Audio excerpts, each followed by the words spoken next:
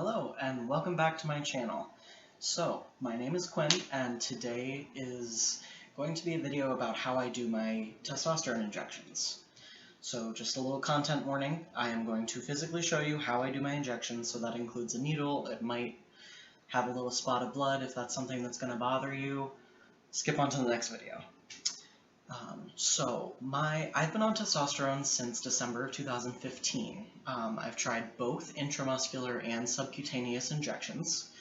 So as of right now, I'm doing intramuscular injections, which means I take the needle and I inject it into a large muscle group, which for me is my thigh, to put the testosterone in every week. My personal prescription is a 0.25 milliliters every week. I worked with my doctor to figure this out because when I was doing bi-weekly injections, I was feeling too much of up and down moods and things like that, and doing it weekly tends to level that out for me so that I'm not having a spike of testosterone and then a higher drop. But it is very important to make sure that you are following your prescription written by your doctor accurately. This is not a how-to video. This is not me instructing you on how to do your injections. This is just me sharing my experience and as more of a kind of what to expect than a how-to.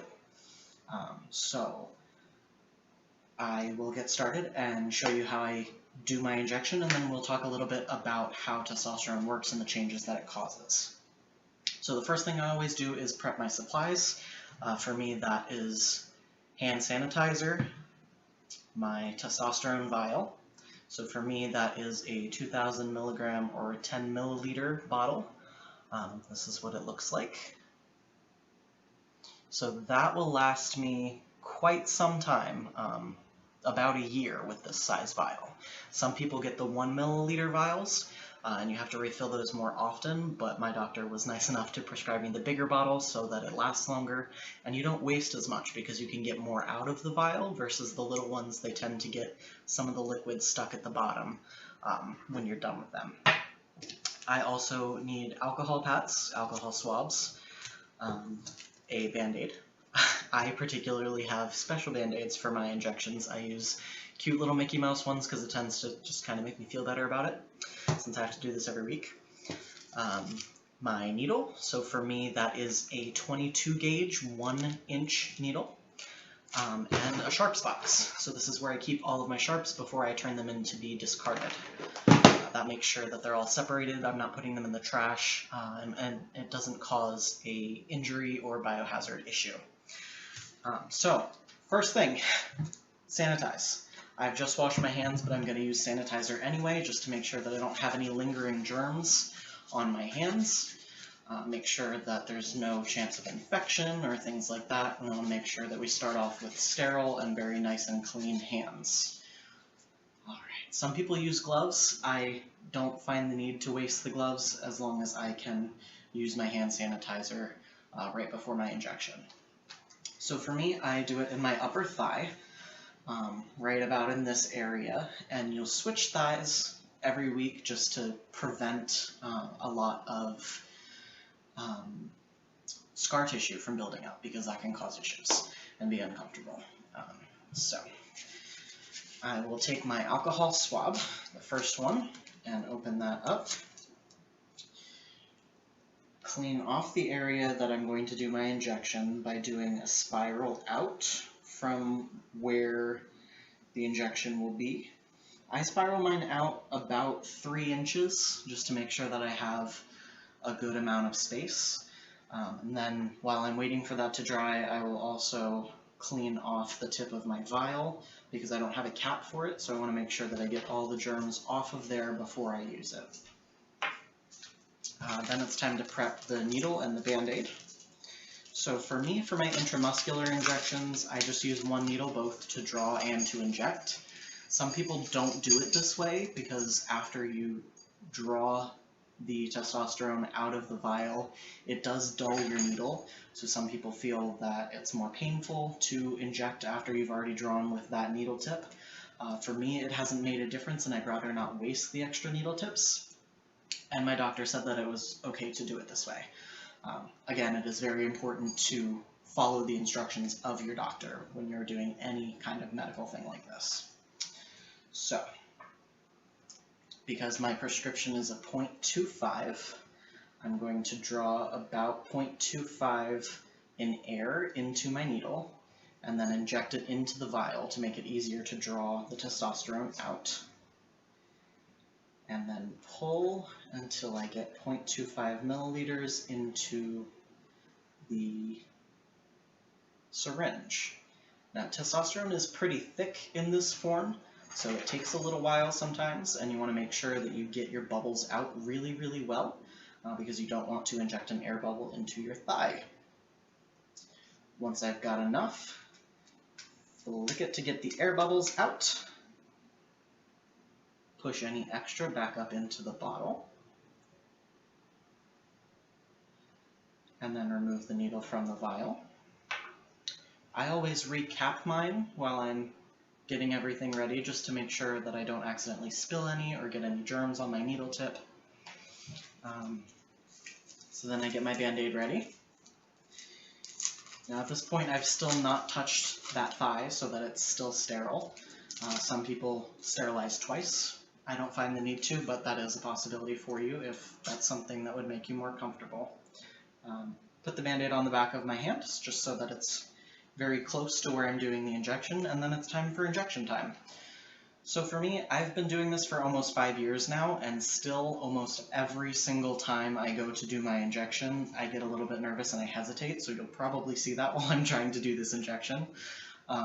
It's not that it necessarily hurts, but for some reason, just the psychological, I'm stabbing myself in the leg, feels a little weird, and I kind of hesitate sometimes, so you'll probably see that. So, needle cap off. I grab a large chunk of thigh, so that would be both the fat and the muscle in my thigh. Make sure that the muscle is nice and relaxed, because the more you tense up, the more uncomfortable it is. And then just stab and inject.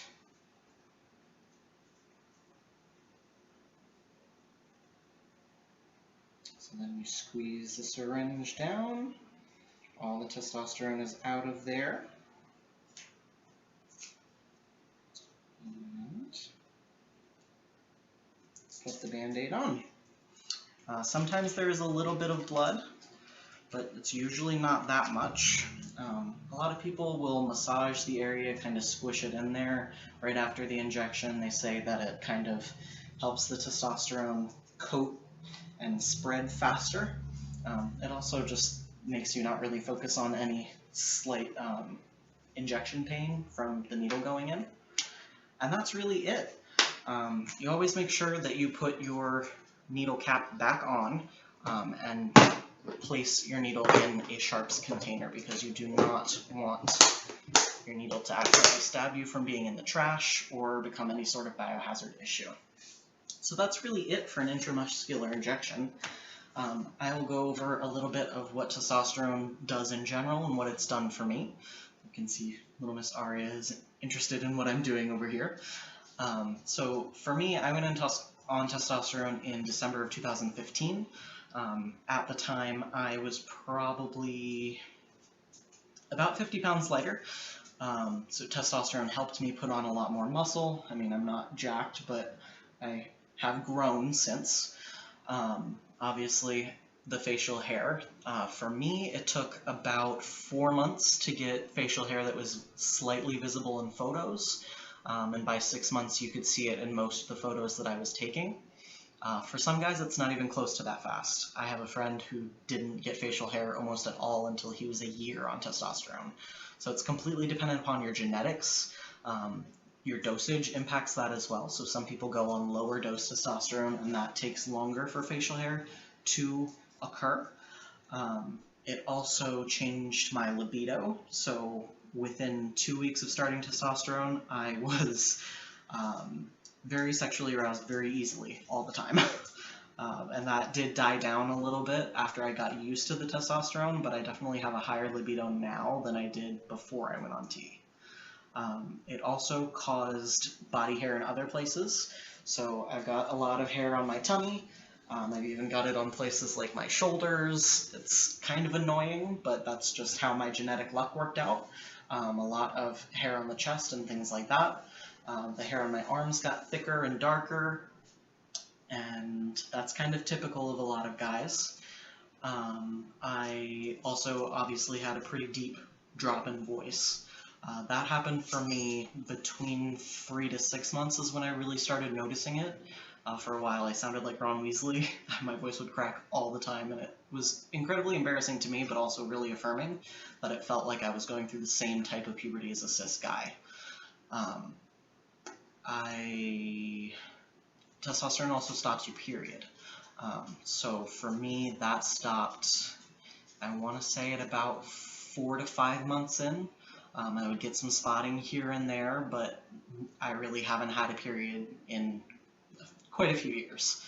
Now that's not to say that I couldn't ever have one again, as long as I have my uterus and my ovaries and all of those things still inside me. If I were to go off testosterone, my period would return. There is a lack of clarity in the field right now as to how testosterone impacts the fertility of female-to-male transgender individuals. We know that transgender individuals that were born with a penis and testicles, if they go on estrogen, they're a lot more likely to have fertility issues due to the estrogen. But those of us who are born with uteri and ovaries and those things, we're not 100% sure, because a lot of people who go on testosterone eventually stop it to get pregnant and have their own biological children. There are other side effects of testosterone, so it can impact your cholesterol. It started having my hairline recede a lot more than it was before I went on T. It can impact your bone density and things of that nature, so it's really important to go over the possible positive and negative side effects with your doctor before you decide whether you're going to go on testosterone. Not all transgender individuals do decide to take hormones. Some people don't want them. Some people it's inaccessible for physical or financial or medical reasons. There are tons and tons of different reasons that people choose the different paths they choose for their transition. And taking hormones is not a requirement to be transgender. And it doesn't invalidate you if you can't or don't want to take hormones. So this was just my kind of experience. For me, I've done both the intramuscular that I just showed you and subcutaneous testosterone injections. So subcutaneous has a smaller needle and it goes right under the skin in a fatty area instead of directly into a muscle. So when I was doing subcutaneous injections, I would do those in my belly fat. Some people say that that hurts a bit less. Some people it doesn't make a difference. The one thing with subcutaneous injections that I've found is that you do have to draw and inject with a different needle, because the subcutaneous needle is too small to really draw properly. It takes a really, really long time because testosterone is pretty thick. So for that one, I had to use an 18 gauge wider needle to draw, and then a smaller 25 gauge needle to inject. Because the needle is thinner, a lot of people say it hurts less. For me, I didn't find a difference. So that's really about it. If you have any questions, feel free to comment or email or message me. But again, guys, it's really, really important if you are a transgender individual and you are considering going on hormones, talk to your doctor, ask all your questions of your doctor. This was just kind of a what to expect and a little bit of an informational video for those cisgender folks who are interested in what we go through when we're going through hormone replacement therapy. Thank you for watching, and I appreciate your support. See you next time.